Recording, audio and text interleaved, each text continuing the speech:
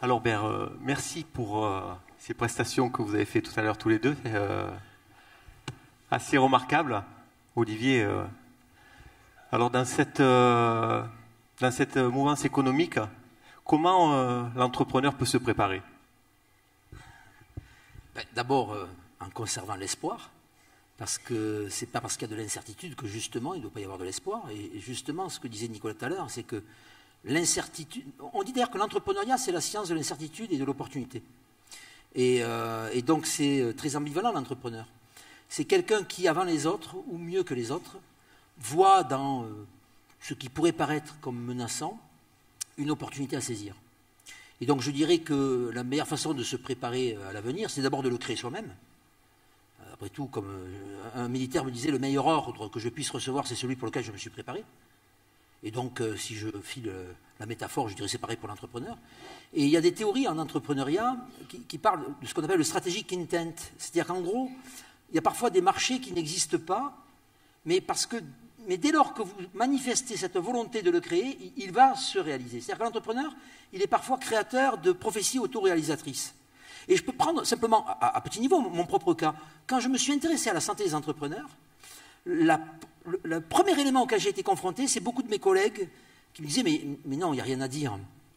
Il n'y a rien à dire, puisqu'on n'en parle pas. C'est qu'il n'y a rien à dire. Et en fait, dès lors qu'en fait vous l'avez en tête, vous vous rendez bien compte que vous voyez des choses que les autres ne voient pas. Et là, après, il faut avoir, je l'évoquais, de l'endurance. Mais si vous prenez les trois facteurs salutogènes, maîtrise de son destin, plus endurance, plus optimisme, et on peut peut-être rajouter la quatrième qui est la passion, là, je pense que vous avez tout ce qu'il faut pour réussir, hein, dans la mouvance économique dont vous dites. Dans la mouvance économique et sur un territoire comme le nôtre. Alors là, une question donc à Nicolas. Nicolas, on a entendu tout à l'heure, vous prônez la décentralisation, mais on se rend compte qu'aujourd'hui, la politique menée va à l'inverse de ce que vous prônez. Qu'est-ce que... Oui, alors la politique française, je veux dire, traditionnellement, c'est une politique assez centralisatrice. Et la France est un pays qui est centralisé. C'est un pays étatiste et centralisé. Historiquement, c'est les deux à la fois. Alors pour moi, le péché originel, alors je ne suis pas historien, hein, je me suis bricolé ma propre théorie historique, mais c'est la canonisation de Saint-Louis. Je pense que canoniser un roi, c'est vraiment ce qu'on pouvait faire de pire. Ben oui, parce que du coup, l'État accède au rang de Dieu, si vous voulez. Donc vous avez cette première erreur, et ensuite vous avez alors un deuxième événement centralisateur qui n'est pas une erreur, enfin en tout cas qui est quelque chose de tellement important qu'il faut le considérer tel qu'il est, mais qui est la révolution et surtout la deuxième partie de la révolution, c'est-à-dire la terreur. Vous avez eu la gentillesse tout à l'heure de citer le livre que j'ai fait avec Ferry, et dans ce livre, on a ressorti, justement pour essayer de bien comprendre ça, on a exhumé des discours de Robespierre, et c'est très intéressant parce que ce que Robespierre dit clairement dans ses discours, et ça, vous le vivez en tant que dirigeant d'entreprise, Robespierre dit la société civile, alors je le dis avec des mots contemporains, mais la société civile doit être encadrée par l'État, qui doit être encadré par la morale. C'est très exactement l'inverse des pays anglo-saxons. C'est-à-dire que dans les pays anglo-saxons, on considère au contraire que la morale est une question individuelle qui constitue la société civile qui encadre l'État. Donc c'est très exactement l'inverse. Ce que vous voyez aux États-Unis aujourd'hui, hein, l'impeachment, etc., c'est la société civile qui encadre l'État et le pouvoir. En France, on a en haut la morale, au milieu la politique et en bas nous, c'est-à-dire la société civile, dont les entreprises. D'où la nature du débat public en France, qui, notamment sur les questions économiques, est beaucoup plus un débat de nature morale que de nature économique. Alors typiquement, ceux qui ont la gentillesse de me suivre savent que j'ai vraiment mouillé ma chemise et vous pouvez me remercier. La question de l'ISF. La question de l'ISF. On ne m'a jamais posé la question de savoir si la réforme de l'ISF était efficace ou pas. La seule question qu'on m'a posée, c'est est-ce que c'est bien juste ? Bon, voilà. Mais on n'a quasiment jamais mis le débat sur le plan économique. Et quand je le ramène au plan économique, on me dit oui, mais est-ce que c'est bien juste? Bon, donc, comprenez le principe. Donc, on a ça. On a cet interventionnisme, on a cet étatisme, et donc, on a cette volonté de centraliser, parce que les territoires eux-mêmes doivent être encadrés par l'État et par la morale. Alors, c'est vrai que l'actuel président s'inscrit complètement là-dedans. C'est-à-dire que C'est un président, c'est son choix, hein, c'est lui qui a été élu, hein, c'est pas moi. Lui, il considère que, alors bien qu'il soit plutôt libéral, mais c'est un libéral centralisateur. C'est-à-dire qu'il considère que c'est l'État qui doit libéraliser, que le mouvement de libéralisation doit venir de l'État. Et dans le système français, en plus, l'État, c'est quand même beaucoup le président. On est dans un régime présidentiel. Ce que l'on a vécu d'ailleurs la semaine dernière, hein, la mort du président d'un président de la République en France, c'est quelque chose qui nous touche tous, c'est une part d'identité, quoi. Donc on voit que voilà, il y a quelque chose de très fort. Paradoxalement, le chef d'État le plus décentralisateur pour aller au fond de votre question, c'était le général de Gaulle. C'est ça qui l'a fait perdre, d'ailleurs. Quand vous lisez, et j'ai ressorti ça aussi dans le livre avec Ferry, son dernier discours sur la régionalisation, il dit très clairement l'œuvre multiséculaire de centralisation est terminée. C'est terminé. Et maintenant, la France est un pays uni, c'est un pays relativement homogène, c'est vrai. Et il n'y a pas d'indépendantisme en France. L'indépendantisme corse ou l'indépendantisme breton, c'est rien, c'est marginal. C'est pas l'indépendantisme catalan, ça n'a absolument rien à voir. Donc, on a ce mouvement de centralisation qui est terminé, et maintenant il faut passer à autre chose, parce que dans ce monde de la troisième révolution industrielle que j'ai décrit, l'État ne peut pas prendre tout seul des décisions pour tout le monde. Vous faites un plan intelligence artificielle qui vient d'en haut, c'est absurde, parce qu'il y a des territoires sur lesquels il faut faire de l'intelligence artificielle, mais vous n'allez pas demander à la Baule de faire un cluster d'intelligence artificielle. Il faut qu'il fasse autre chose, si vous voulez. Donc, il faut...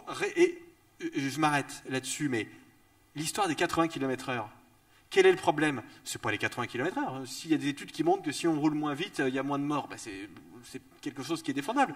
C'est le fait qu'il ne faut pas appliquer 80 km/h uniformément sur toutes les routes départementales. C'est ça le problème.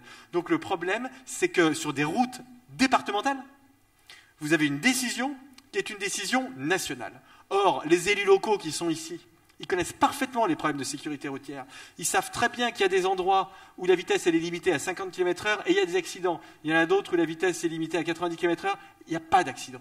Donc, il faut qu'on décontracte notre pays. Alors moi, ce que j'essaie de vendre au gouvernement à la majorité, je leur dis, ça c'est pour le deuxième mandat. Voilà. S'ils en font un, c'est vous qui choisirez. C'est vrai que c'est un petit peu aujourd'hui, on voudrait que tout soit traité au cas par cas, en fait. Oui, ce qui est difficile. Mais bien, c'est difficile. La société, elle est comme ça. Et regardez, qui sont les élus les plus populaires? Les maires. Pourquoi? Parce que, vous le savez très bien, ceux d'entre vous qui êtes des élus, parce que le maire, il peut faire des choses. Parce qu'aujourd'hui, il n'y a que 2 fonctions politiques intéressantes en France. Il n'y en a que 2. Président de la République et maire. C'est les 2 seules fonctions qui présentent de l'intérêt. Ce que disait Georges Frêche, d'ailleurs. Oui, mais... Oui, on se souvient, oui. Alors, bon, je te remercie de polluer mon exposé avec cet exemple. Les Montpelliérains, on aimait Georges Frêche. Qui va rendre encore plus difficile la défense de la décentralisation. Mais... Oui, vous l'aimiez. Mais, non, mais c'est vrai que tu as raison, il était très populaire. Mais, donc, vous voyez, si les maires sont populaires, c'est parce que l'action publique au niveau d'une municipalité, vous pouvez transformer, vous pouvez faire des choses, vous pouvez transformer les choses, d'accord? Et les maires, ils répondent à leurs concitoyens et ils font des choses très bien. Le taux de réélection des maires, il est toujours énorme. Merci. Alors Olivier, pour préserver notre capital santé, quels moyens nous avons pour le préserver? Alors, il y a plusieurs registres. Alors j'en ai évoqué un qui est la question du sommeil. Oui. Je ne vais pas y revenir. Et vous dormez? Mais oui, j'essaie de dormir, oui. non, je fais très attention à ça. Et on en parlait justement avec Nicolas parce qu'on a pas mal de déplacements. Et donc effectivement, dès qu'on peut, c'est des siestes, des moments de récupération. Vous ne vous en êtes pas rendu compte tout à l'heure, mais je m'étais mis dans un coin pour, pendant 5 minutes, m'assoupir un peu pour récupérer. Mais alors, il y a aussi lutter contre la sédentarité. Je ne sais pas si on l'a évoqué, mais on ne marche pas assez. Et il suffit de demander à quelqu'un, tiens, je vais à la gare, il y en a pour combien? Les gens vous disent, oula, mais c'est loin, il faut prendre... Et en fait, si vous le faites à pied, vous vous rendez compte qu'en 10 minutes, vous avez rallié la gare. Mais les gens n'ont plus conscience des distances. Et pour pouvoir marcher davantage, si vraiment vous voulez marcher, il y a un moyen, en tout cas chez moi, qui a fonctionné, mais qui fonctionne chez pas mal de gens, c'est d'installer sur votre smartphone un podomètre. Parce qu'en fait, on ne sait pas combien de pas on fait par jour. Alors, après le débat, est-ce qu'il faut faire 10 000 pas, est-ce qu'il faut en faire 6 000, peu importe. Mais mettez un podomètre qui mesure vos pas, et puis le premier mois, vous allez regarder votre moyenne. Et vous allez vous rendre compte qu'en général, on est un peu en deçà de ce qu'il faudrait faire. Et après, mais petit à petit, vous allez changer votre comportement. Par exemple, moi, je ne prends plus d'escalier. Non, pardon, je ne prends... Non, mais ça, je dis ça quand je suis très fatigué. Je prends plus l'escalator. Je prends justement les escaliers, sauf quand je suis fatigué, oui, effectivement. Bon. Mais quand il y a 2, 3, 4 étages, je prends plus les ascenseurs. Bon, j'étais à la Tour Montparnasse hier, au 33e. Là, il faut quand même pas être dogmatique. Mais en tout cas, on peut changer son comportement et lutter contre la sédentarité.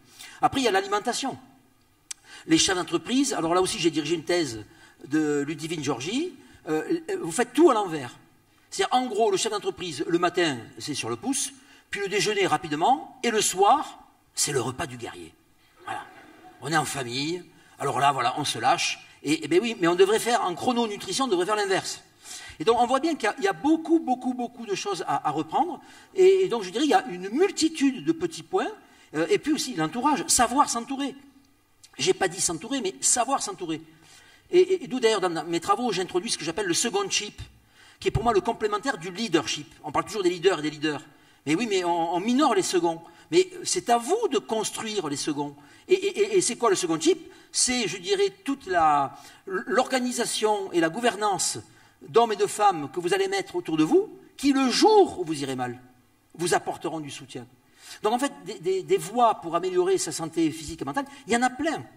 Après, à vous de prendre celle qui vous correspond le mieux. Mais c'est ça. Est-ce qu'on doit le faire à titre individuel ou au niveau des structures, par exemple, des structures comme l'UDE, il y a des choses qui sont à faire. Je sais que à la REF, donc cet été, on a parlé, donc échangé, qu'il y avait des dispositions qui étaient actuellement à l'étude. Donc, est-ce que vous pouvez nous en parler aussi, parce que vous êtes porté référent, je crois, dessus. Alors ça, c'est un projet encore pour l'instant. J'ai vu M. Laïl qui représente un grand projet, notamment avec le MEDEF, pour développer la santé au travail des chefs d'entreprise. L'idée, c'est d'abord la production d'un discours. Je me dis bêtement qu'à force de répéter, une conférence n'est jamais la même. Jamais. Je ne sais pas si tu es d'accord. Jamais. Parce qu'il y a toujours une interaction avec un public, et d'un lieu à un autre, c'est jamais la même chose. Mais après, le propos, il y a quand même un squelette qui nous guide. Et je me dis qu'à force d'avoir dit, depuis 10 ans, j'ai dû rencontrer entre 50 et 100 000 chefs d'entreprise, prenez soin de vous, faites attention à votre santé, l'acte de production d'un discours, en soi, est un résultat. Mais après, aujourd'hui, je suis passé un peu plus loin dans l'analyse. J'ai créé Amaroc Assistance. C'est-à-dire que je me suis rendu compte que parmi les bémols, il y avait le risque d'épuisement professionnel. Et j'en parlais avec Nicolas tout à l'heure. Alors, les agriculteurs. Je travaille avec la Chambre d'agriculture de Saône-et-Loire, et le taux de risque de burn-out des agriculteurs, 35%. Mais je viens de terminer une étude pour l'Ordre des experts comptables Île-de-France. Le taux de risque de burn-out chez les experts comptables est à 30%. Et je ne m'y attendais pas. Et je pense que très peu de gens savent qu'aujourd'hui, les experts comptables sont une profession en grande souffrance. Et donc, en fait, une fois qu'on a constaté ça, qu'est-ce qu'on fait? On met en place, nous, à Maroc, des numéros verts. Alors les gens disent, oui, un numéro encore. Non, non, non, non, il y a des gens qui appellent. Et justement, le fait d'appeler une personne, on préserve l'anonymat, et la personne qui est au bout du fil, c'est mon service sociétal, je dirais. Et là, Laure Chancel sait trouver les mots pour vous faire comprendre qu'à un moment donné, il faut changer des choses. Et elle est adepte de ce qu'on appelle la psychologie comportementale et cognitive, et qui montre que très souvent, l'être humain a des réflexes conditionnés. Et que très souvent, même si on prend un coup, en général, on revient et on reproduit toujours les mêmes choses. Et donc, à un moment donné, il y a des techniques qui permettent justement de se reprogrammer pour éviter de recommettre les mêmes erreurs. Et ça, c'est une possibilité. Et on essaie de le propager. Et d'ailleurs, j'en parlerai après avec l'UDEO 04, il y a peut-être quelque chose à faire aussi pour prévenir le risque d'épuisement professionnel chez les dirigeants. Et ça, c'est une action très concrète. Très concrète. Merci, je crois, Nicolas. Oui, parce que ce sujet me passionne et je vais aller un peu sur le terrain d'Olivier, bien que je n'ai pas étudié les choses comme lui. Mais déjà, je trouve que vous travaillez trop. Moi, je ne travaille pas beaucoup. Enfin, moins que ce que les gens imaginent, en tout cas. Voilà. Vous travaillez trop parce que souvent, vous êtes trop seul. Alors c'est vrai que quand on est seul, c'est difficile. C'est pour ça qu'il vaut mieux toujours essayer d'avoir des collaborateurs, parce qu'il faut toujours faire travailler les autres. C'est beaucoup mieux. Quand on fait travailler les autres, on peut soi-même travailler moins. Et pourquoi est-ce qu'il faut travailler moins? Parce qu'il y a 2 choses que vous ne faites pas assez. Courir, nager, faire du vélo d'un côté, et lire de l'autre. Et ces 2 choses sont très importantes, elles sont vitales pour vos entreprises. Parce que c'est en courant, et je sais de quoi je parle, c'est en courant, en nageant et en faisant du vélo que vous aurez les grandes idées pour vos entreprises. Les grandes idées stratégiques, les grandes idées de management, vous savez très bien que vous ne les aurez jamais en réunion. Quel temps passez-vous en réunion? Quel temps passez-vous sur votre vélo? Vous voyez bien que vous passez beaucoup plus de temps en réunion qu'à vélo. Eh bien, il faut que vous inversiez ces 2... Oui, alors je sais que, oui, vu que vous passez 90% de votre temps en réunion, ça ferait trop de vélo. Mais diminuez les réunions, qui ne servent à rien, grosso modo. Enfin, 60% d'entre elles, on a fait une étude là-dessus, ne servent à rien. Donc ça, vous pouvez diminuer. Et faites du sport, c'est très important. Et lisez pour votre entreprise, et lisez de préférence des choses qui n'ont rien à voir avec votre business. Parce que c'est ça, ce qui va vous donner des idées pour votre business. C'est ce qu'explique notamment notre ami Stanislas Dehaene, qui a écrit des livres absolument fascinants sur le cerveau, qui explique que le cerveau, c'est quelque chose qui est beaucoup plus plastique que ce que l'on pouvait penser. C'est la grande découverte neurologique de ces dernières années. Le cerveau, il évolue beaucoup. Si vous partez toujours en vacances, au même endroit, si vous restez toujours au bureau, si vous prenez toujours le même itinéraire pour aller travailler, votre cerveau, vos neurones deviennent rigides. Et vous devenez bête. Et c'est ce qui montre. Non mais c'est dingue, hein. Alors, si en revanche vous variez, vous partez jamais, oui, vous partez jamais au même endroit, vous allez vous promener, vous découvrez des trucs, dans le TGV vous regardez par la fenêtre, on voit plein de trucs marrants, et vous lisez des trucs, mais là vous allez voir que vous allez avoir de bonnes idées pour votre entreprise. Et le travail pas intéressant, faites-le faire aux jeunes. Parce que eux, plus tard... Mais non, mais oui, parce que... Mais c'est normal. Je vois beaucoup de managers qui me disent « Mais je culpabilise, je veux pas leur donner du travail inintéressant. » Alors, très bien, alors garde tout le travail inintéressant pour toi. Non, mais je veux dire, il y a un moment où c'est ça aussi de savoir déléguer. Et je vais vous dire, et je m'arrête là, je fréquente un peu, comme certains d'entre vous, la Silicon Valley, ils ont super bien compris ça. Hein, dans la Silicon... Non, mais ils ont très bien compris. La méditation, le sport... Ils font tout ça, mais ils le font à l'américaine. Hein. Ils le font pas parce qu'ils considèrent que c'est un outil de compétitivité. En tout cas, merci pour ces échanges. Et puis, ça vient vraiment expliquer le thème de la soirée sur la santé et comme quoi ça se rejoint, la santé économique et la santé du dirigeant, puisque Nicolas, vous concluez sur des problématiques de santé et des solutions que nous pouvons prendre. Donc, je vous remercie. Je vous invite à reprendre place dans la salle.